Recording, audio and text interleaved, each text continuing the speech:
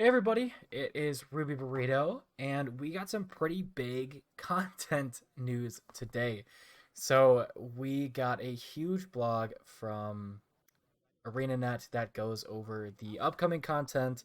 They give us a roadmap for the summer. Holy cow, there's a lot of people talking in the background there. They go over everything that's going to be coming out in the summer, and they even talk about the fourth expansion. So when I got home today, I jumped into a stream and I did a little discussion about it. So I'm gonna transition into that, and I hope you enjoy. First and foremost, I would like to give a shout out to the people that followed me in between last stream and today.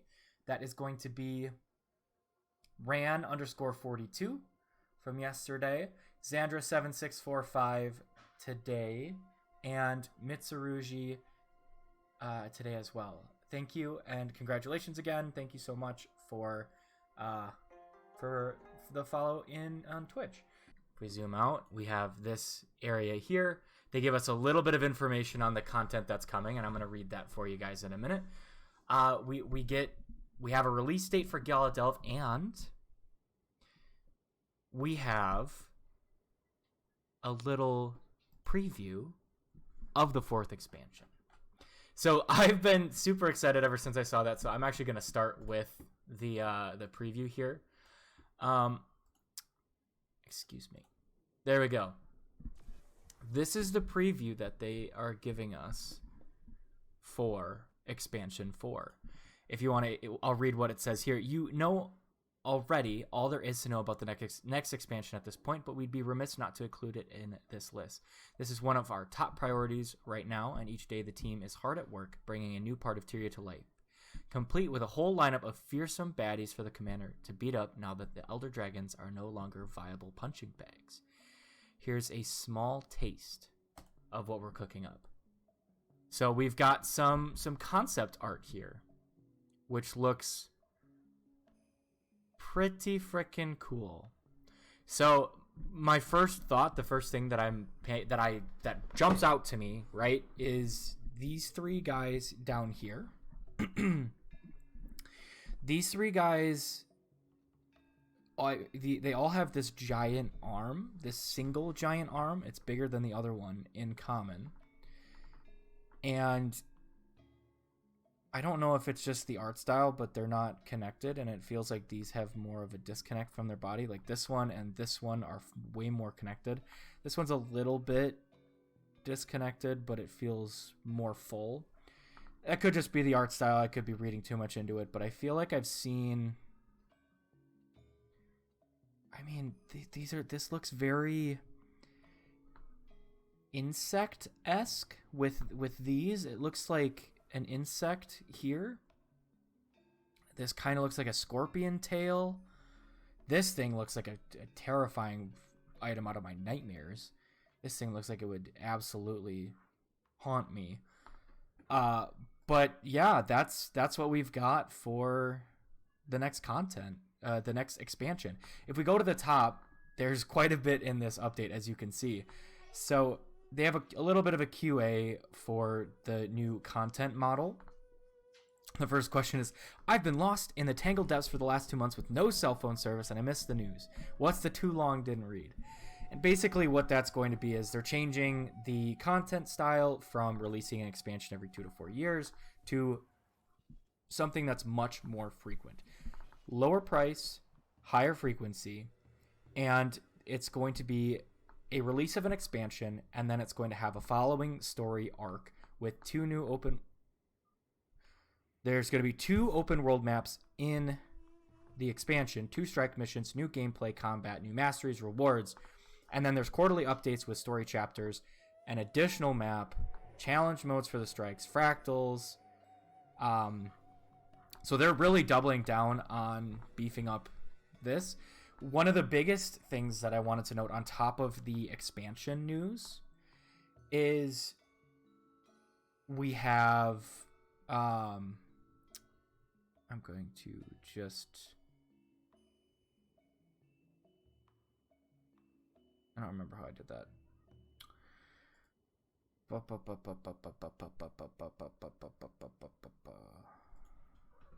Can't I just... There we go. Hey, Mr. Turner, Clash and Kiwi. I am guessing that we're going to get more raids. It sounds like they're kind of doubling down on fractals and strikes. And you are correct, Mr. Turner. They do not say anything about new elite specs. So that is something to note. That doesn't necessarily mean that we won't get anything elite spec related, but they have not come out and said that there's going to be elite specs. So right here, do smaller expansions mean that there are fewer developers working on Guild Wars 2? The biggest takeaway for me is this. Absolutely not. They're hiring. They've been hiring. They're going to continue to hire. And it allows them to, this next section talks about all the different aspects of the game. It allows them to commit to a PvP team, combat balance teams, World v World. They've got different teams for expansions. They can work on more, kind of back to what we were before the layoffs a couple years ago. So very excited for that. I mean, you could see they have this huge list of things that they've accomplished since they've started, or I guess since the release of Ended Dragons. So the February studio update said future expansions would include combat features and didn't mention elite specializations at all. In the current design and implementation of elite specializations, we feel that every new expansion there's an increasingly limited design space. With our next expansion, our goal is to further augment the combat options for each profession by adding new tools to their arsenal and by lifting constraints that will unlock an unprecedented number of playstyle customization options. So they're still not explicitly stating what they're going to be giving us, but we'd like to see support for each profession already within their elite specialization options. They already have everything that they want from the elite specs. So that's okay. I know a lot of people are going to be turned off by no elite specs, but that doesn't mean that new weapon combinations can't come in the future. Maybe that means that Berserker is going to get... Of course, I go straight to Berserker for Warrior. Maybe Berserker will get access to a new weapon at some point, or more weapons would be great. I totally agree. If they not restricting themselves to having to do elite specs will allow them to, as they say, modify the combat, which could be anything from completely overhauling Core Guardian so that you get new abilities, or adding a weapon that would then be accessible to everybody. I mean, people have been asking for throwing spears like a Paragon in Guild Wars 1. Because we have spears in water, they don't need to reskin everything. I think it opens the horizon for a whole bunch of new things. The next question was, how does the What Lies Beneath quarterly release differ from future expansions' quarterly releases? Beginning with the 4th expansion, there will be new content updates every 3 to 4 months following an expansion release. For context, there was no new Guild Wars Ended Dragons story content released between February 2022 and February 2023, largely because the team worked on the expansion up until its release, delaying new content.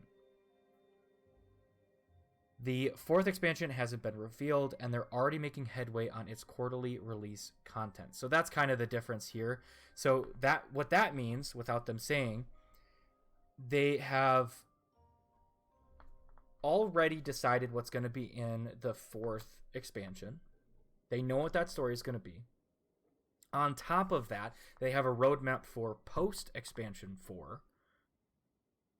And what they say in this last paragraph here is that the combat that they add and the feature updates that they add in expansion 4 are going to affect, they use augment, but it's going to affect the post expansion 4 releases. So let's dive into what's coming up next.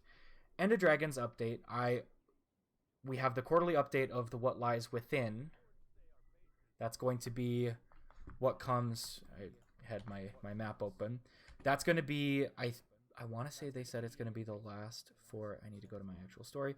So we have What Lies Beneath. We're in deep research right now. That's this sleuthing a solution. Ooh. Don't know how that happened. Sleuthing a solution, deep research, What Lies Beneath. We are going to be getting here's the studio update. What Lies Within. That's why I had to go back and remind myself what it was actually called, because it's very similar. We're getting a new fractal and a challenge mode for that fractal. We have Dragon Bash coming up, of course, and then gameplay system updates. We have we've got the skill update coming, visual effect filtering feature, which is going to be interesting, and the World v. World rewards update. So first, May 2nd. All right. First, May 2nd, Profession Balance update. So they have that on the official Guild Wars 2 forums. I have not gone through that myself. May 23rd, that is going to be the new End of Dragons content, What Lies Within. The content is going to be concluding the story that we got in What Lies Beneath. We'll tackle new story chapters, a new capstone encounter in Giala Delve, and it's going to have us break through an old tunnel to the surface to put an end to the demons of the depths.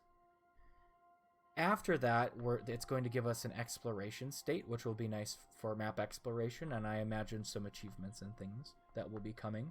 They're also adding adventures, including a Siege Turtle adventure, which is pretty cool because it's going to be a co-op adventure. And the other End of Dragons maps are going to be getting Jadebot, Siege Turtle, and Skiff adventures, as well as we're going to be seeing Oni in the previous End of Dragon maps. Alongside the new content, we've got a plethora of new rewards. It's just new armor skins, new weapon skins, unique weapons.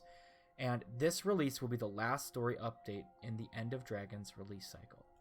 So that's also nice, because as soon as we got this, I was going to be looking, when are we going to get the next one? Because they kind of said that we were going to get quarterly updates. So they said every 3 to 4 months, which means roughly 4 in between each expansion. But if we're only getting these 2, that's totally okay. I'm just glad that they're telling us now. June 6th, a little more than a month away. Dragon Bash, Allied Player Visual Effect Filtering, and World v. World Rewards Update. I'm going to take a sip of my drink. I'm kind of going quick through this because I'm super excited. I love getting blog posts like this where I get to dive into all the information that they give us, and they give this huge wall of text, because when they write out like this, they say things without meaning to, and it's very fun to read through and speculate on some of the things they mean. All right, June 6th, Dragon Bash. Also, hide ally visual effects. This will give you control over whether visual effects are shown for allied players, pets, and minions. Default setting hides no visual effects. You'll now be able to choose from 3 new options. So it looks like they're going to have this here. So you have show all commander tags, simple party UI, clear all squad markers, and then you have this. Hide none, only show squad, only show party, and hide all.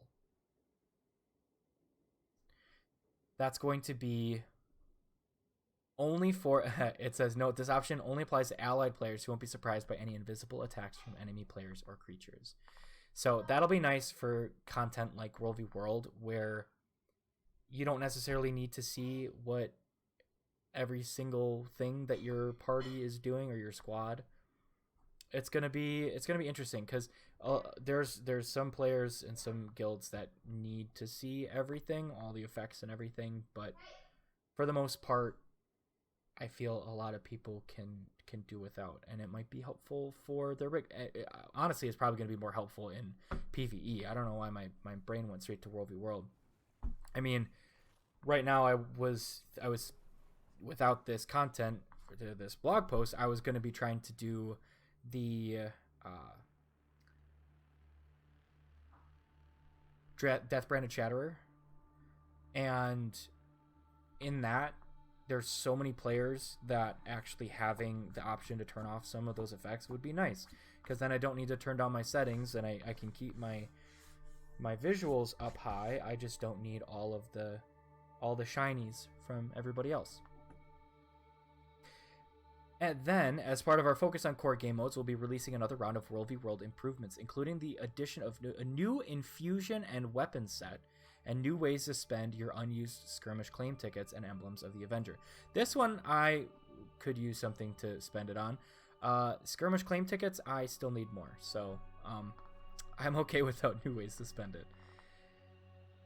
R.I.P. Keep Lords. June 27th, Cantha-themed Fractal Dungeon and Profession Balance Update. That's going to be pretty much what it says. That's also going to be quite a bit away.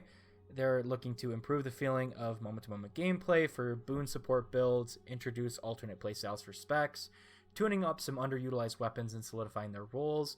Again, tuning up some underutilized weapons. I'm intrigued by that. Removing additional skill-type specific recharge reduction traits. Long-range development initiatives. There's still more. They have so much in here. Core game updates. The team primarily responsible for core game updates will be turning their attention toward completing their most ambitious project yet. A rework of an existing core game reward system. Intriguing, right? Absolutely. This feature is so many months away, so I'm gonna hope that they don't get kidnapped by some script, and we'll keep an eye out for that. Infrastructure improvements. This is DirectX. This is not where I have a lot of knowledge. This is a lot of coding and background information for the structure of the game and the game assets. World v World. The team has continued to mercilessly hammer code into compliance in preparation for the next phase of World restructuring, the introduction of alliances. That work breaks down into 3 main categories, wrapping up the server plumbing needed to support alliances. So that's coding. Implementing the first pass of the alliance management interface. Well, I guess it's all coding, but then fixing bugs related to matchmaking, team assignments, and World v World queues. Targeting early to midsummer to run the first World restructuring beta with alliances. That about wraps everything up. I'm also going to have a video out for this, but I am super excited. I was not expecting this news today. I'm super stoked for what is to come. All right, that is going to wrap it up for that content. As always, I would love to hear your thoughts down in the comments. If you want to continue to support the channel, please feel free to drop a like. And if you're new to the channel and you like the content, or you just want to support me, feel free to subscribe as well. I stream this live over on Twitch. I stream Mondays and Wednesdays, an hour before reset. And I'm actually going to be doing a special stream this weekend where I'm going to be trying to raid at some point. So thank you guys so much for watching, and we'll see you in the next one.